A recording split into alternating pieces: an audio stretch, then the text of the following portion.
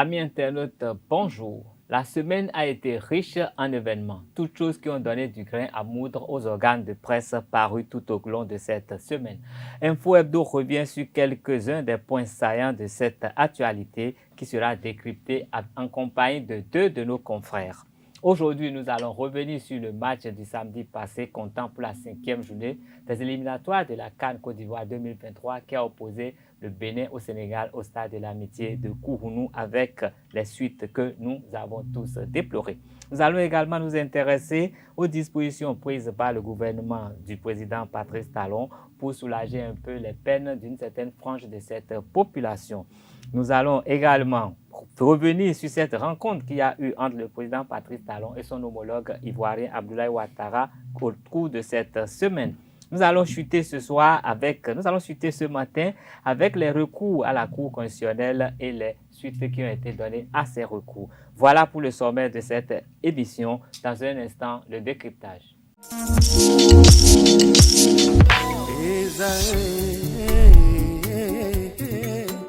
Bonne nouvelle pour la rentrée académique 2022-2023. L'École supérieure d'administration, d'économie, de journalisme et des métiers de l'audiovisuel ESAE vous ouvre les portes de ses différents sites. À Gbedjourmende, à Bomé-Calavi, à Kwakpa et même à Parakou, l'université ESAE vous offre des bons d'études et des demi-bourses dans toutes ses filières en licence 1, 2 et 3. Et pour les 100 premières inscriptions en master 1 et 2, bénéficiez des demi-bourses. Nouveau bachelier, vous avez au moins la mention assez bien. Inscrivez-vous vite à ESAE et bénéficiez d'un bon de 50 000 francs CFA. Étudiants, étudiantes et nouveaux bacheliers, payez 200 000 francs CFA en sciences de gestion, sciences économiques, sciences juridiques et en administration des affaires en licence 1, 2 et 3 et 500 000 francs CFA en master 1 et 2, 250 000 francs CFA en administration générale, administration des finances, journalisme et métiers de l'audiovisuel en licence 1, 2 et 3 et 600 000 francs CFA en master 1 et 2. Alors, inscrivez-vous vite et profitez des offres exceptionnelles mais également d'un enseignement de qualité à l'université d'excellence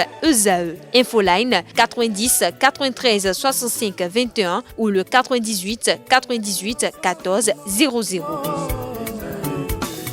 ESAE, l'excellence a un nom.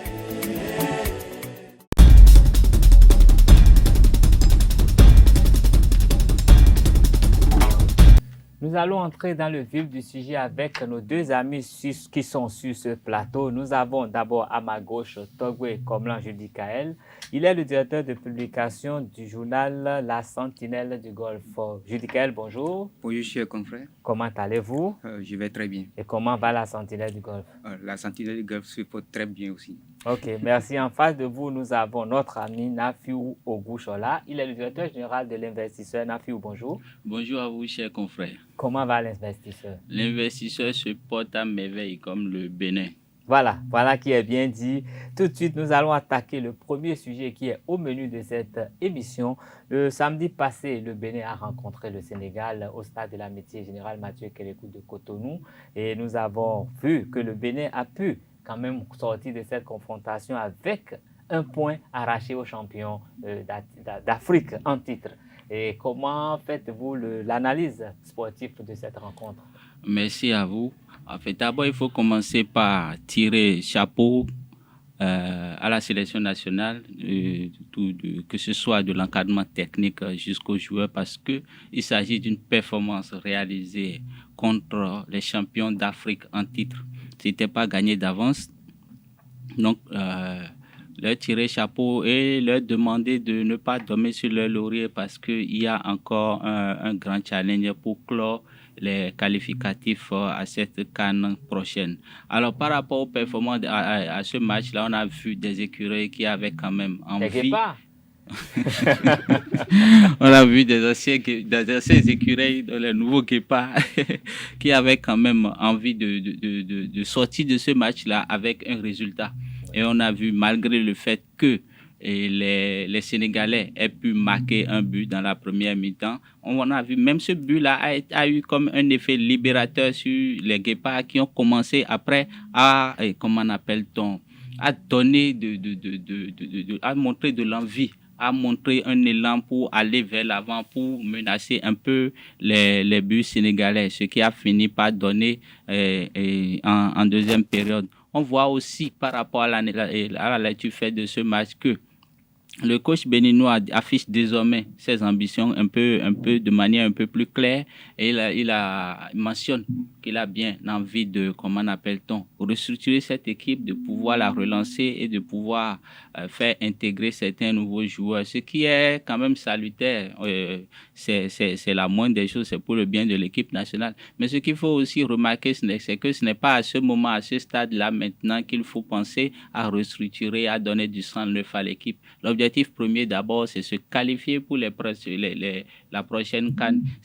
Donc, s'il y a des jeunes, comme il l'a fait par exemple notre jeune frère qui a pu nous sauver grâce à ce but-là, ce joli but aussi, qui a créé l'euphorie dans le cœur de tous les Béninois que nous sommes. C'est vrai que s'il y a des jeunes talentueux comme ceux-là qui peuvent jouer, qui peuvent apporter quelque chose de positif tout de suite, c'est important qu'ils puissent les mettre. Mais de dire forcément que on doit mettre du sang neuf forcément pour commencer maintenant à préparer la relève. Moi, je voudrais bien qu'ils puissent patienter, se concentrer sur le prochain match. Et s'il faut qu'il n'y ait rien que des vieux qui jouent pour qu'on gagne le prochain match, qu'ils mettent rien que des vieux. Comme ça, dès qu'on sera qualifié maintenant, on pourra avoir le temps de préparer valablement la relève. Mais chapeau à lui déjà, chapeau aux écureuils, et chapeau au Guépard et à tout le staff technique. Ben voilà, Nafiou nous a donné son point de vue. Quel est votre avis, Judy Kael? Oui, mon avis va un peu rejoindre celui de Nafiou, mais à la différence que je vais mettre l'accent sur les 3 joueurs que l'entraîneur a introduits.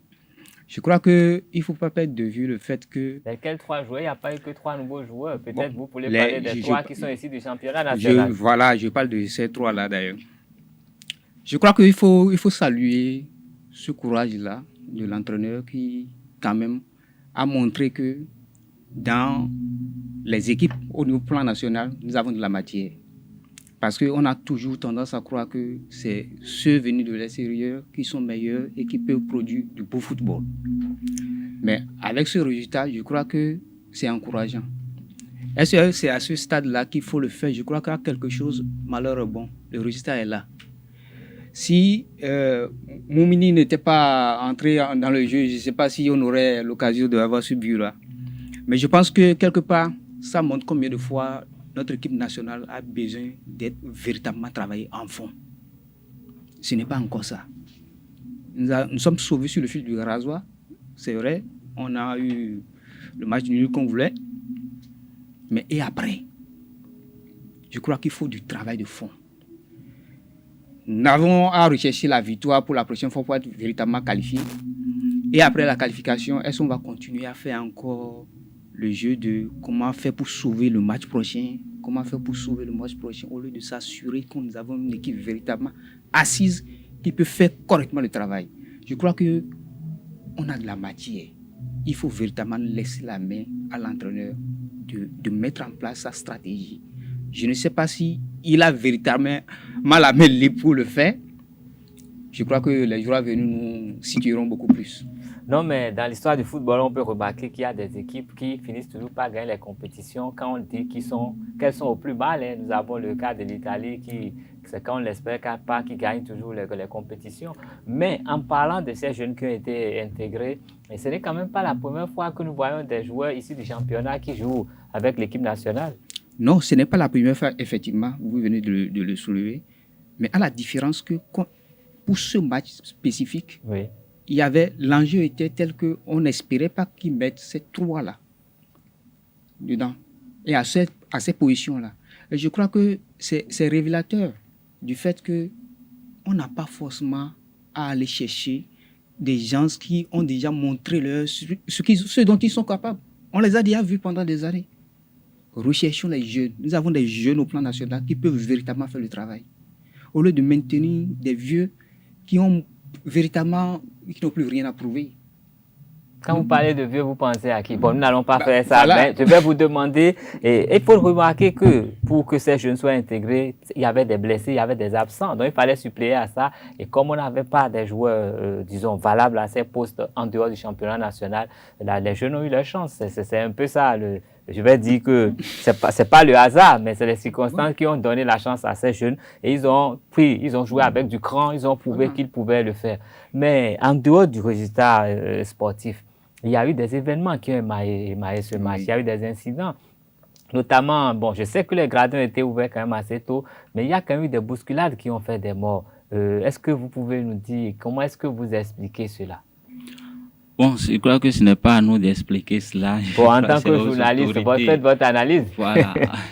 En tant que journaliste, forcément, nous, l'analyse que nous faisons d'abord, c'est que s'il y a eu ces incidents-là, c'est que d'une manière ou d'une autre, ou bien quelque part, il y a une faille. Parce qu'aujourd'hui, les réglementations sécuritaires, les réglementations de la FIFA et autres sont assez claires et précises. Et tout ce qu'il faut avoir comme dispositif sécuritaire pour assurer, comme on appelle, la sécurité des supporters, des spectateurs dans un stade, tout cela est déjà connu de tous et c'est toujours appliqué. Alors, à nous de savoir, ce qu'on aimerait savoir aussi, c'est que quel est l'état de la sécurité le jour-là. Comment est-ce que cela a été organisé? Est-ce qu'il y avait assez d'agents de sécurité pour autant de monde? Et toutes ces questions-là, en réalité, ce n'est pas à nous d'y répondre, mais c'est aux autorités compétentes d'y répondre. Et alors, d'abord, la première responsabilité, c'est à qui? Qui a organisé ce match-là? C'est vrai qu'aujourd'hui, chacun a mis en place sa commission pour y voir clair, comme si comme la vérité de l'autre ne peut pas être notre vérité à nous. Mais il faut essayer de voir d'abord quelle est la structure ou bien le département qui a organisé ce match-là, qui est responsable de l'organisation de ce match-là. Et qu'est-ce qu'ils peuvent détecter déjà comme faille? Parce que ça fait près d'une semaine déjà. Dans un pays sérieux, en quelques jours déjà, même le jour même déjà, on sait quel est, et de quel côté la faille peut être trouvée. On sait déjà pour savoir, parce que s'il y a eu bousculade, c'est vrai, il y a eu bousculade, mais ça s'est passé dans quelles conditions? Il y avait normalement, est-ce qu'il peut y avoir bousculade quelque part où il y a assez d'agents de sécurité?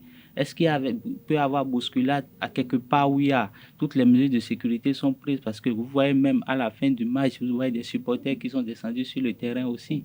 Tout cela, ça montre qu'il n'y a pas eu, en tout cas, tout ce qui doit être respecté en matière de normes et établi en matière de sécurisation d'un stade lors des matchs. Forcément, il y a eu une faille quelque part. Et c'est là que j'en appelle à la responsabilité du ministère des Sports. Le ministère des Sports doit prendre les devants et pouvoir travailler assez rapidement. Aujourd'hui, on a déjà perdu trop de temps aujourd'hui. Il y a une semaine passée, on n'est même pas capable de nous dire, au moins de nous orienter dans une direction ou dans une autre, et on est tous encore dans le flou total. Moi, j'ai lu le communiqué de la Fédération béninoise de football qui dit qu'ils ont appris qu'il y a eu un incident. Ça veut dire, je ne sais pas ce qu'il veut dire par là. Je ne sais pas si c'est parce qu'ils ne sont pas impliqués dans l'organisation de ce match ou pas, mais ça veut dire qu'il y a quelque chose qui ne va pas forcément. Le procureur général a une commission. A ouvert une enquête. Le ministère. La fédération a une commission, le ministère a une commission. Cette commission va prendre combien de temps? Mais tout de suite, ceux qui ne savent pas, chaque jour qui passe, ça augmente la psychose dans la tête des supporters, de ceux-là qui viennent suivre les matchs. Si on a eu cet effectif-là pour ce match-là, on sait que c'est aussi parce qu'il y a eu de la communication, c'est parce qu'on a appelé le peuple à se soutenir réellement. Il y a eu des tickets qui ont été distribués gratuitement. Et il y a eu des tickets. Non, même dans un passé récent encore, on avait des matchs gratuits, mais pourtant, il n'y avait pas un tel effectif. Donc, il y a eu non seulement des tickets gratuits, mais il y a eu de la motivation, on les a appelés. Et quand on vient au stade maintenant, voilà qu'il y a eu drame. Si on ne fait pas vite pour élucider ce drame-là, pour situer les responsabilités et trouver les solutions adéquates, et surtout prendre des mesures pour que cela n'arrive plus à l'avenir, si on ne le fait pas tout ça là, assez vite, chaque jour qui passe, en fait, les citoyens ils nourrissent davantage la peur des stades et on risque d'avoir beaucoup plus de mal et dorénavant à pouvoir à remplir les stades derrière les guépards. Ok, voilà, on a compris. Judy Kael, est-ce qu'on peut dire que cela résulte de la bêtise humaine? Je ne pense pas. C'est beaucoup plus une question d'organisation à mon sens. Parce que tous ceux qui se sont rendus au stade ce jour-là avaient la bonne volonté. C'est pour soutenir l'équipe nationale. C'était quand même une question de patriotisme et de joie. Ce n'était pas pour faire du désordre. Et je pense que la question de l'organisation doit être vraiment étudiée à fond. Il faut que ce n'est pas la première fois qu'il y a eu bousculade au niveau du stade de l'Amitié. Justement. Donc, il faut qu'on prenne les dispositions. D'abord, dans un premier temps, vite régler la question là, pour qu'on sache véritablement là où s'est trouvée la faille, ce qui a été à la base de ce mouvement de bousculade là. On ne peut pas dire que depuis ce jour-là jusqu'à la date d'aujourd'hui, qu'on ne sait pas comment les choses se sont passées. Au niveau du stade de l'Amitié, il y a des caméras. C'est que l'information est là. Les gens sont chargés de s'occuper de la sécurité des individus lors de ce match-là. Les gens peuvent répondre. À quel niveau est-ce que ça a commencé? Qui a dit vous pouvez aller? Alors que déjà ceux qui sont devant n'ont pas encore trouvé d'espace ou bien de place pour s'asseoir. Qui a donné l'ordre? Allez-y. Qui? Ou bien qui a laissé la possibilité aux gens de s'agglutiner alors qu'il n'y avait pas de place? Est-ce que c'était la vraie question? Est-ce qu'il y avait plus de monde qui avait de place? S'il y a eu bousculade, c'est qu'à un moment donné, il y a un nombre de personnes, d'individus qui étaient stationnés sans pouvoir trouver de place pour évoluer et qu'une autre masse de derrière venue mettre la pression. C'est que forcément, quelque part, il y a eu cet effet-là. Donc, il faut chercher à résoudre ça. Est-ce que c'est au niveau de la sécurité? Est-ce que c'est par défaut de communication? Parce que si celui qui est à l'extérieur ne sait pas que celui qui est à l'intérieur n'a pas encore fini de régler le problème de ceux qui sont debout et tout ça là pour dire envoyer d'autres et que celui qui est à l'extérieur envoie encore une autre vague, je crois qu'on aura ça. Et donc, il faut véritablement vite régler ce problème-là. Les compatriotes qui ont perdu la vie, c'est dommage.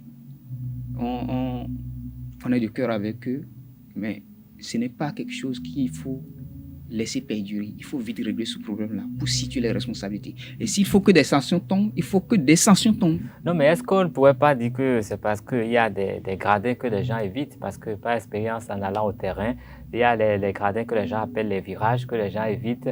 C'est vrai, il y a assez de tickets, mais les gens, il n'y a pas de la place là, mais ils préfèrent rester d'un certain côté. Moi, j'ai déjà vécu ça plusieurs fois et je ne sais pas ce qui s'est passé pour qu'ils puissent aller tous se retrouver à l'intérieur de toute façon. Raison de plus, si c'était le cas, que les autorités sûrement sont conscientes de cela. Puisque non, mais ce n'est qu'une supputation. Hein, on ne fait que des supputations. Si c'est une supputation, ceux qui développent cette façon-là de ne pas aller d'un côté ou de l'autre ont sûrement des raisons. Et donc, c'est des trucs à étudier pour savoir véritablement pourquoi est-ce que le téléspectateur préfère le côté gauche que le côté droit. Puisque si ce problème n'est pas réglé, c'est qu'à l'avenir, on aura encore le même schéma. Et il faudrait éviter totalement cela. On ne va pas inviter des gens au stade et véritablement se mettre à pleurer. Ce n'est pas bon. De toute façon, nous compatissons tous à la douleur de ces familles qui ont perdu leurs membres. Nous compatissons à la douleur de tous ceux-là qui sont toujours à l'hôpital à ce jour. Et nous avons quand même remarqué un geste, des gestes pour les apaiser, des autorités qui sont allées à leur chevet. Le capitaine de l'équipe nationale, Stéphane Sesséon, qui est également allé à leur cheveux. Maintenant, tout ce qu'on pourrait souhaiter, c'est qu'à l'avenir, on ne vive plus jamais cela. Oui, mais pour qu'on ne vive plus jamais cela, c'est d'abord aux autorités béninoises de faire ce qu'il faut. Et parce que, en fait, quand on invite des supporters au stade, c'est qu'on est en mesure d'assurer leur sécurité. C'est ça. On ne peut pas demander à des gens de venir supporter une équipe. Même quand vous invitez quelqu'un, même vous envoyez, quand vous envoyez même quelqu'un, va m'acheter quelque chose. Vous êtes responsable de sa sécurité si quelque chose lui arrive. Maintenant, quand vous invitez les supporters et qu'on sait que les sujets et les tickets sont gratuits, c'est qu'on doit prévoir des cas de figure. Et s'il y avait la moitié du stade qui était rempli, comment on va gérer? Quel est le dispositif qu'il faut pour contenir cela? Quand c'est les trois quarts et quand c'est la totalité, on doit pouvoir prévoir tous ces cas de figure parce que ce sont des gens qui sont en train de gérer la vie des hommes. Ce n'est pas facile. Et prévoir d'abord le nombre de policiers, le nombre d'agents de sécurité. Non, mais je crois que généralement, ces dispositions sont prises. Parce que pour avoir été quelquefois au stade, oui, mais ces dispositions et peut-être qu'il y a une erreur à un niveau. Sinon, généralement, on évite ça pour ce que moi, j'ai comme expérience du stade de l'amitié. Mais de toute façon, nous avons 3 commissions d'enquête. Et au bout du rouleau, c'est on aura la vérité. C'est sûr que nous allons comprendre d'où le problème est venu et que les autorités vont prendre des dispositions pour que nous l'évitions à l'avenir. Parce que ce n'est pas le dernier match des écureuils. Et nous avons plusieurs sélections. Il n'y a pas que la sélection A. Nous avons les U20, les U23, les juniors, les dames et tout, qui font des campagnes africaines. Donc, très bientôt, nous allons être appelés à nous retrouver au stade. Et forcément, il faudrait que nous nous sentions en sécurité pour y être. Et notre souhait, c'est que le terrain soit toujours rempli et pour que nous puissions jouer le rôle du 12e homme. Effectivement. Et comme il y a eu de la compassion pour ces personnes, nous saluons toutes les personnes qui se sont quand même déplacées pour venir soutenir les malades. Et nous saluons également, et puis cette semaine, il n'y a pas eu que du football. Le gouvernement a pris des dispositions. Il y a des gens à qui le gouvernement a pensé. Le gouvernement a bien voulu améliorer les conditions de vie de certaines personnes. Et je parie que vous avez suivi cette actualité, oui, les lois les dispositions qui ont été prises pour que des lois soient mises en application. Effectivement, c'est la décision du gouvernement d'accompagner au mieux le volet social à travers des actions beaucoup plus pragmatiques dans ce sens-là pour favoriser les pauvres extrêmes et les pauvres non extrêmes dans le cadre de son programme de prise en charge des personnes vulnérables. Et je crois que pour cela, il faut saluer les décisions qui ont été prises.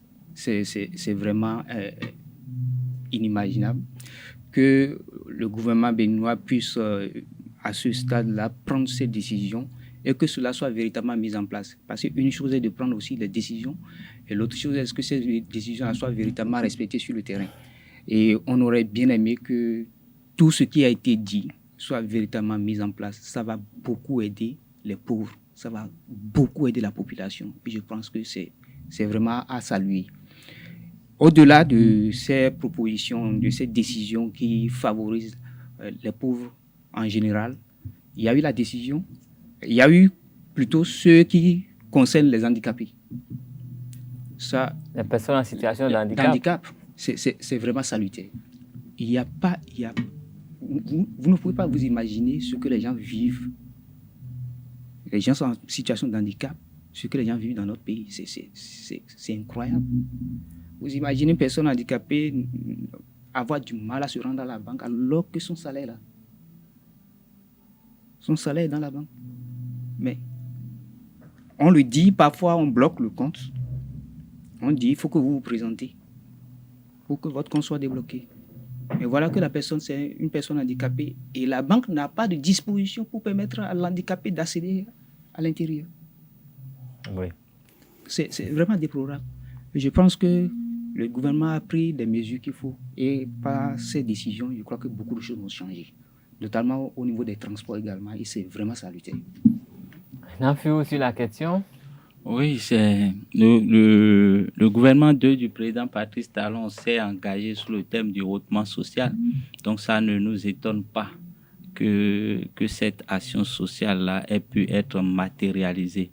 Donc nous saluons déjà la matérialisation de la promesse du gouvernement, puisque le gouvernement avait dit qu'il y aura beaucoup plus d'actions sociales pendant ce mandat-là. Et c'est toujours heureux pour nous de découvrir cela, parce que les personnes en situation de handicap, les personnes extrêmement pauvres, moins pauvres, bien plus pauvres, ce sont toujours nos parents, nos frères, nos sœurs. On a toujours de ces personnes-là dans nos familles respectives et dans tout.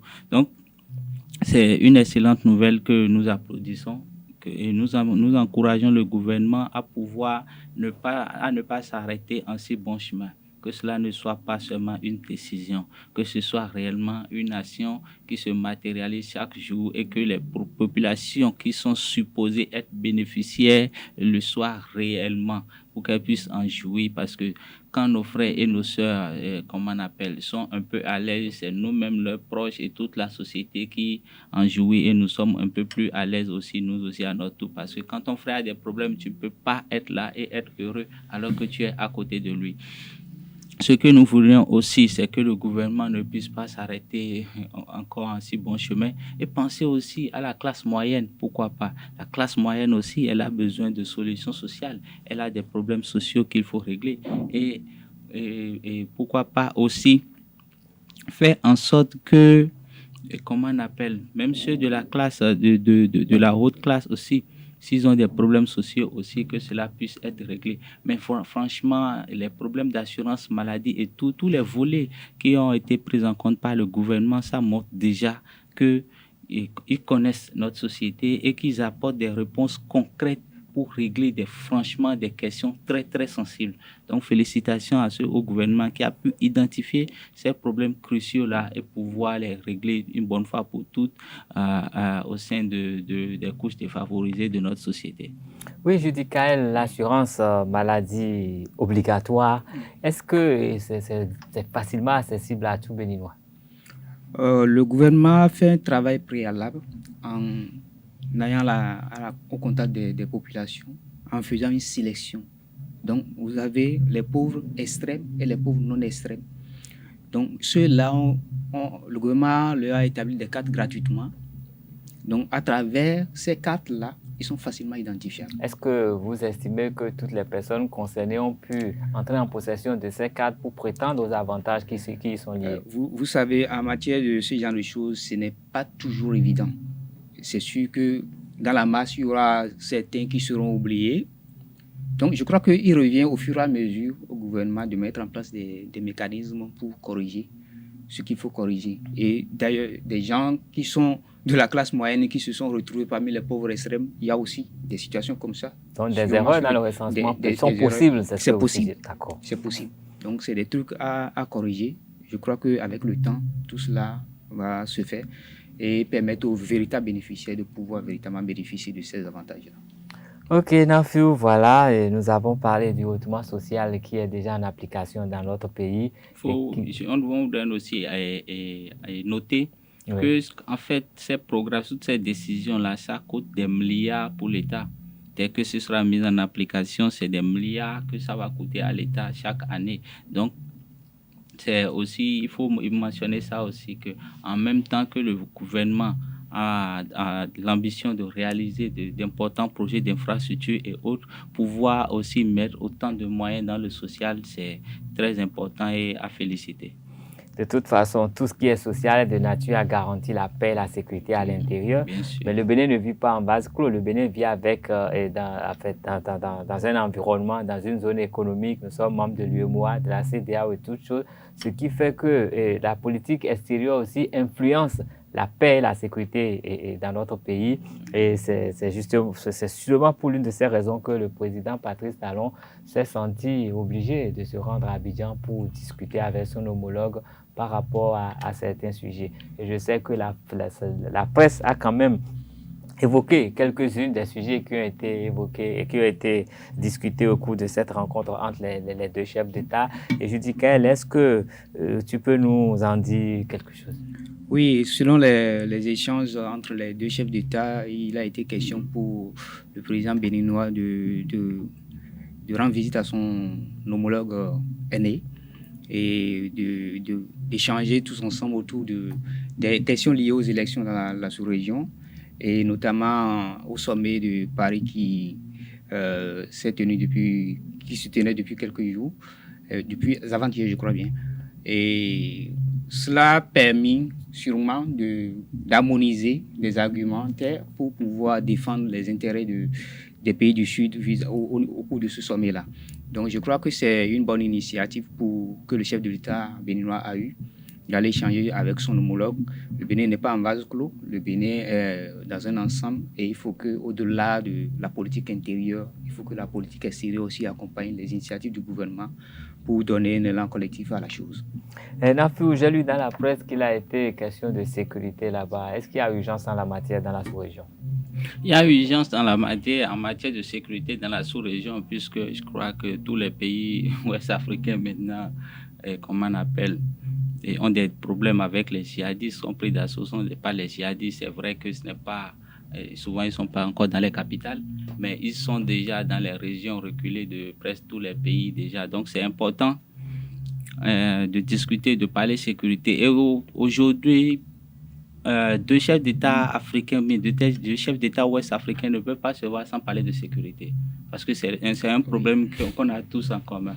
Donc la moindre des choses, quelle que soit la raison pour laquelle ils se rencontrent, ils vont toujours parler de sécurité parce qu'il y aura toujours quelqu'un pour dire, mais écoute, moi j'ai des difficultés pour avoir des armes, moi j'ai des difficultés sur tel point, et l'autre pourra lui dire, bon, moi dans ce domaine-là, je peux te faciliter ceci, cela, parce que n'oublions pas que le président Ouattara, c'est quelqu'un d'abord, un chef d'État assez important en Afrique de l'Ouest.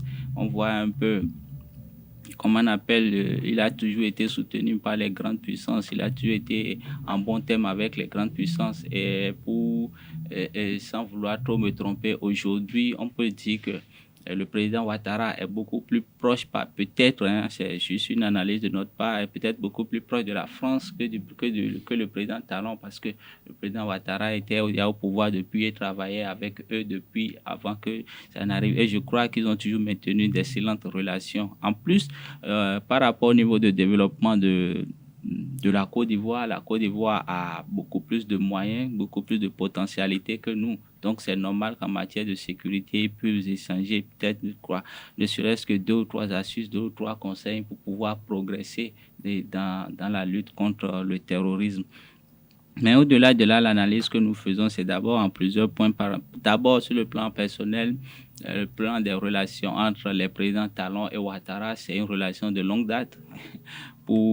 Juste pour la petite histoire, on se rappelle le cas Yahi qui a été réglé là-bas avec le président Ouattara et du malheureux cas peut-être du cas Rodriguez aussi qui avait été on avait cru régler là-bas avant d'être déréglé définitivement. Bon, si on peut le dire aussi. Donc, entre les deux chefs d'État, c'est d'abord, je crois, une longue relation d'amitié qui continue et on est toujours content de les voir toujours aussi complices.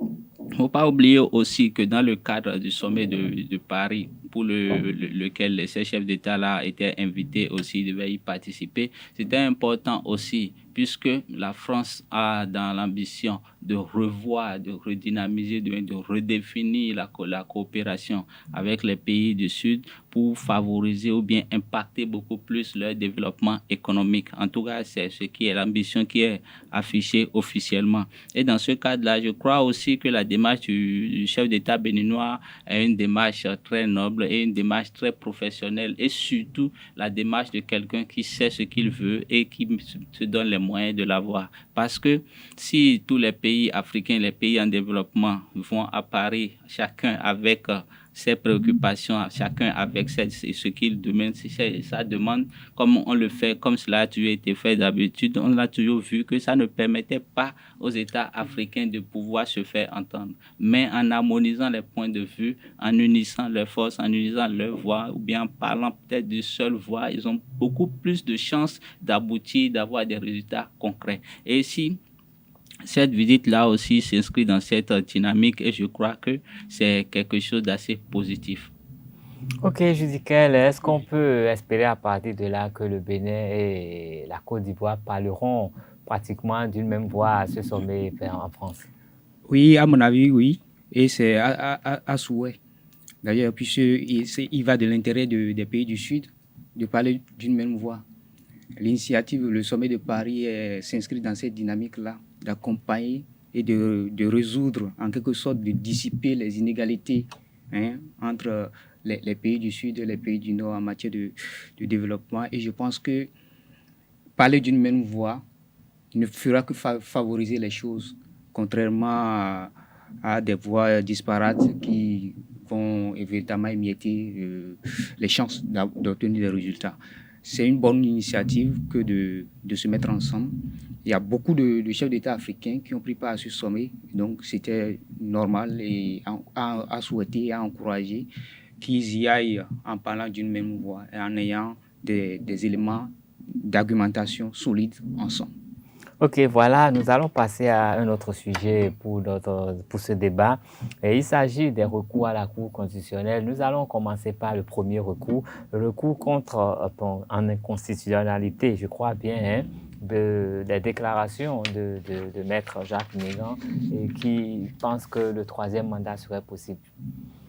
Oui, nos sages de la Cour constitutionnelle ont trouvé que Maître Jacques Mégan n'a pas violé la Constitution et que parler de troisième mandat n'est qu'un souhait. N'est que, bon, une chose normale, apparemment, à mon avis, est-ce que c'est ça ce que dit la décision de la Cour? Parce que chez nous, je crois que notre Constitution dit que l'une ne saurait faire plus de deux mandats. Et donc, oui. Dire que c'est normal, ça m'étonnerait bien. Puisque la décision a dit que Maître Jacques Mégan n'a pas violé la Constitution. S'il n'a pas violé la Constitution, ça veut dire que ce qu'il a dit, quelque part... Bon. L'autre chose est de savoir une chose. Est-ce que véritablement la Constitution permet à quelqu'un de faire un troisième mandat à l'État où nous sommes? Et je crois que c'est non. Le chef de l'État lui-même l'a martelé à plusieurs reprises. Il est mentionné dans la Constitution que nul ne peut faire plus de 2 mandats de sa vie. De sa vie. Ce qui veut dire que parler d'un troisième mandat, quelque part, à mon avis, il reste au sage de la Cour constitutionnelle de nous situer sur une constitutionnalité de la non-violence, de violation de la Constitution par ce vœu-là. Est-ce à dire que tout vœu qui est contraire à la Constitution est tout de suite condamnable? Est-ce qu'il s'agissait seulement d'un vœu? À mon avis, il ne s'agit pas seulement que d'un vœu. C'est aussi d'une stratégie d'appel à une initiative. Quand Jacques Mégan, nous le connaissons tous, c'est une autre personnalité qui, avec son statut, sait qu'il connaît les exigences de la Constitution en matière de ce genre de choses. Mais s'il s'est permis de souhaiter que le chef de l'État fasse un troisième mandat, il sait dans quelle dynamique il s'inscrit.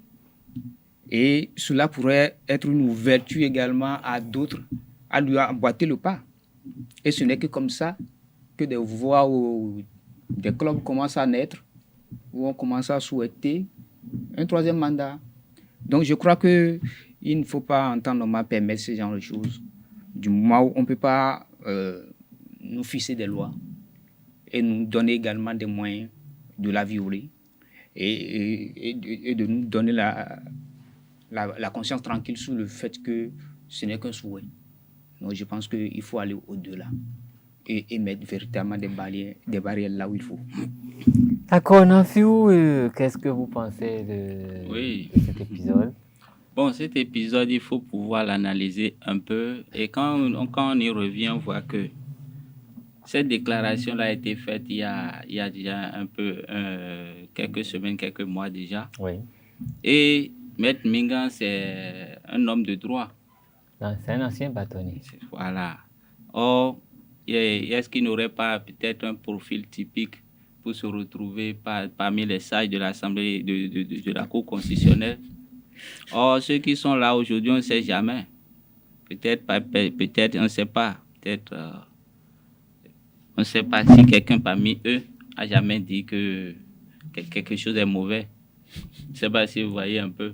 Non, mais c'est quand même des hautes personnalités, c'est des sages. Oui, c'est juste... Non, il n'était pas sage avant, c'est maintenant qu'ils sont sages.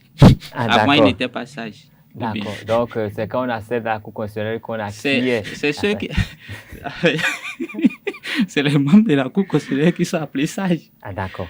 Même quand vous êtes prétendant à la Cour constitutionnelle, vous n'êtes pas encore sage. Bien, on ne peut pas vous appeler sage. C'est quand vous êtes déjà membre de la Cour constitutionnelle qu'on vous appelle ça. Donc, peut-être, comment on appelle-t-on, Maître Mingan, peut-être lui, il a pensé peut-être un peu trop haut, ce que beaucoup pensaient trop bas. Peut-être qu'il a eu le courage que beaucoup n'avaient pas, que beaucoup n'ont pas. Et c'est là, en fait, quand on eut ce recours-là, peut-être que le recours, en fait, a eu du succès, a eu l'effet escompté, peut-être, on ne sait jamais. Peut-être c'est à cause de ce recours-là qui n'est pas sage, on ne sait jamais. Je ne sais pas si vous voyez. Donc, on ne sait pas, on ne peut pas entrer dans leur politique, dans leur stratégie, savoir exactement qu'est-ce qui motive les uns et les autres. Sinon, le verdict rendu par la Cour constitutionnelle, si la Cour constitutionnelle le condamnait, disait que c'était anticonstitutionnel ce qu'il disait, ce serait comme si personne ne pouvait plus, et comment appelle-t-on, et donner libre cours, exprimer son souhait, alors qu'on sait que c'est possible. On a entendu dans ce pays, on a dit un président tel 20 ans. Mais ça aussi, cela aurait été alors inconstitutionnel, cela aurait été alors violer la Constitution. Maintenant, quand on parle de violer la Constitution aussi, de quelle Constitution? La Constitution de quelle année? Je crois qu'il y a assez d'imbroglio aussi dans tout cela. Il y a beaucoup de paramètres que nous ne maîtrisons pas. Mais il y a une seule Constitution qui est valable au Bénin. D'accord. Maintenant, au-delà de ça, quand on me dit que on sait que la Constitution dit que c'est 2 mandats ou rien. Après ces 2 mandats, on ne peut pas faire de mandat. Il n'y a pas de problème. On a vu le cas du Sénégal, c'est toujours comme ça qu'on dit, on chante. Qu'on ne condamne pas Maître Mingan pour ce que, au moins, peut-être, qu'on se saisisse au moins, peut-être que lui, il est en train de nous annoncer quelque chose, peut-être que lui, il est en train de nous éveiller, peut-être qu'il est en train de dire au peuple, et réveillez-vous, il peut y avoir telle possibilité. Sinon, il y a la possibilité, il suffit juste que quelques conditions soient remplies seulement, hein. Et les conditions ne sont pas loin d'être remplies. Dans la configuration actuelle des choses, ce que disait Maître Mingan, 3e mandat, qui dit là, peut-être s'il explique bien, on va voir que dans la configuration actuelle des choses, ce n'est pas du tout impossible et que c'est peut-être beaucoup plus facile que nous ne le pensions. On ne sait jamais. Parce que, bon, on a vu Macky Sall, on voit ce qui se passe là-bas aussi. Bon, peut-être, ou bien, n'oubliez pas extraordinaire aussi, vous avez vu le président Ouattara, il n'a jamais voulu faire le 3e mandat. Il a toujours dit ça partout. Tout le monde savait qu'il ne le ferait pas. Mais quand les gens qui devaient le remplacer ont commencé par mourir, bon, il a été obligé. Il a été obligé de reprendre son pouvoir, de garder le pouvoir. Donc, tout est possible. La mort aussi, c'est vrai, c'est ça? Non, lui-même, non, il ne voulait pas le coup de l'histoire. Voilà, la mort l'a obligé, la mort des autres l'a obligé à briguer un 3e mandat. Non, tout est possible. Tout est possible. Donc, bon, que la Cour déclare que ce n'est pas comment violer la Constitution, moi je suis complètement d'accord. Sinon, chacun ne pourrait plus, comment on appelle, exprimer librement son opinion. C'est vrai que, vu Maître Mingan, ancien bâtonnier du Bénin et tout son statut et tout, c'est vrai qu'on aurait aimé que cela ne vienne pas de lui, ou bien qu'on aurait aimé que cela vienne de manière beaucoup moins, comment on appelle, peut-être de manière beaucoup plus tamisée, que ce soit un peu plus mou, que ce soit pas aussi violent, aussi cru peut-être. Parce que sinon, tout le monde pense au 3e mandat, à l'effectivité d'un 3e mandat ou pas. Qu'on ne se lève pas. Vous y pensez aussi? Non, moi je suis journaliste. D'accord. Nous sommes journalistes, nous sommes là, nous analysons, nous informons et puis nous traitons les informations. Donc nous, on n'est pas d'un parti, d'un côté ou d'un autre. Quand le gouvernement fait quelque chose et c'est positif, c'est pour notre bien à nous tous. Et nous sommes déjà très très contents d'applaudir cela. Et quand ce n'est pas bon aussi, c'est notre devoir d'interpeller le gouvernement pour que le gouvernement puisse savoir que tel sujet, telle action, on peut encore apporter des améliorations, car c'est pour le bien de nous tous. Oui, mais il n'y a pas eu que ce recours à la Cour constitutionnelle. Il y a également eu un recours contre la nomination aussi. Oui, la nomination du docteur ou professeur, professeur Dandy Niamou à la Cour constitutionnelle. Il y a eu également une décision et la presse en a parlé. Oui, cette décision-là aussi, bon, sa nomination n'a pas violé la Constitution. C'est ce que les sages, c'est que la sagesse des sages à donner comme décision. Bon, je ne sais pas, c'était aussi un peu compliqué de voir aller à la Cour constitutionnelle, qu'elle soit jugée partie prenante. Bon, c'était déjà un peu compliqué aussi. Et puis, bon, c'est difficile aussi, C'est difficile aussi d'opiner sur la question. Non, parce que non. En fait, ce qu'il faut aujourd'hui, une chose est de dire, comment on appelle, de pouvoir critiquer quelqu'un. Mais une chose est d'abord aussi de pouvoir se mettre à la place de cette personne. Oui. Si on se mettait à leur place, est-ce qu'on sait les conditions dans lesquelles ils sont? Est-ce qu'ils ont tout le choix? Parce qu'il y a une différence entre ce que tu as envie de faire pour ton plaisir et ce que tu dois faire pour ton travail. C'est deux choses différentes. Et parfois, il y a les deux là qui s'entremêlent et il faut être surtout très, très professionnel pour réussir à prononcer de ces décisions-là qui sont des décisions louables. Parce que c'est des sages, des décisions empreintes de sagesse. Qui restent pour l'histoire. Oui, oui. Toute décision reste pour l'histoire. Toute décision reste pour l'histoire. Maintenant, on voyait déjà très, très, très mal comment elle est déjà installée. On pouvait encore dire qu'elle ne peut, comment on appelle, invalider sa nomination alors qu'elle est déjà une sage, qu'on invalide encore sa nomination. C'était bon. Si elle n'était pas membre de la Cour, on aurait pu penser que c'était une autre juridiction parce qu'on a vu peut-être, c'est pas la première fois une nomination de cette dame-là, de cette scientifique béninoise, de cette cadre béninoise est contestée. Elle a souvent été contestée ailleurs et finalement... Souvent ou bien il y a eu des cas? Souvent. Bon, d'accord, souvent. Ça c'est vous qui le dites. Non, parce que 2, 3, ça fait déjà souvent. Bon, Judy Kael, au sujet de ce recours contre Dandé Yamou. Oui, effectivement, on ne peut que s'attendre à une décision pareille de la Cour, puisque nul ne peut de lui-même s'auto-amputer d'un bras. Et donc, c'était prévisible. Soit c'était ça, ou c'était absolument silence radio. Donc, la Cour a préféré s'inscrire dans cette dynamique. C'est désormais chose faite. Il est à souhaiter que dorénavant on puisse avoir un regard plus voyant sur les différents candidats à ce titre de sage. C'est important. S'il s'agit de la Cour constitutionnelle, après tout, c'est une haute juridiction. On ne peut pas laisser aller. Et que reprochait-on vraiment à sa nomination? Vous savez, c'est des questions de moralité, je vais dire. Qui ont été évoquées dans le recours? Bon, est-ce que c'est ce qui a été évoqué dans le recours? Est-ce qu'il faut, à l'heure actuelle, même s'éterniser même sur cette question? Je crois que... D'accord, on aura compris. Le mieux, c'est de carrément laisser notre docteur continuer dans la sagesse à servir la nation et que la sagesse... Parce qu'elle est déjà sage maintenant. Elle est déjà sage, on n'y peut rien. C'est une sage. Ouais. D'accord, mais on aura compris. Merci à vous. Merci. Elle n'était pas sage avant, aujourd'hui elle est sage. Parce qu'elle est à la Cour constitutionnelle. Voilà. Bon, vous l'aviez dit déjà, être à la Cour constitutionnelle, on devient sage. Tous sont sages. D'accord. Nous l'admettons. Tous sont sages. Et nous vous remercions parce que vous êtes venus et nous avons pu échanger en fait, autour de ces sujets que nous avons retenus ensemble. Ensemble, nous avons parlé de ce match entre le Bénin et le Sénégal qui a créé quand même des incidents regrettables. Et vous avez donné votre opinion. Nous avons également parlé de tout ce que le gouvernement fait aujourd'hui pour faciliter la vie à ces personnes qui sont dans l'extrême pauvreté et aux personnes qui vivent avec un handicap, en tout cas des dispositions sociales que nous avons saluées. Nous avons également évoqué cette rencontre et cet échange entre le président Patrice Talon et son homologue ivoirien Alassane Ouattara avant d'aller à cette rencontre de Paris. Et nous avons chuté en faisant un petit retour sur les recours à la Cour constitutionnelle, les décisions qui ont été prises. Nous avons fait cet exercice aujourd'hui avec Togwe Koblan Judy Kael. Il est le directeur de publication du journal La Sentinelle du Golfe. Merci à vous. Merci d'avoir fait cet exercice avec nous. Nous remercions également Ogou Shola Nafiou. Il est le directeur général du journal L'Investisseur. Et lui aussi s'est prêté à notre jeu aujourd'hui. Merci à vous. Merci à vous, chers confrères. Merci à Usaï TV. Merci à vous, chers amis internautes qui avez suivi cette émission. Restez fidèles à nos programmes. Nous allons toujours vous donner le meilleur. Bon week-end à vous.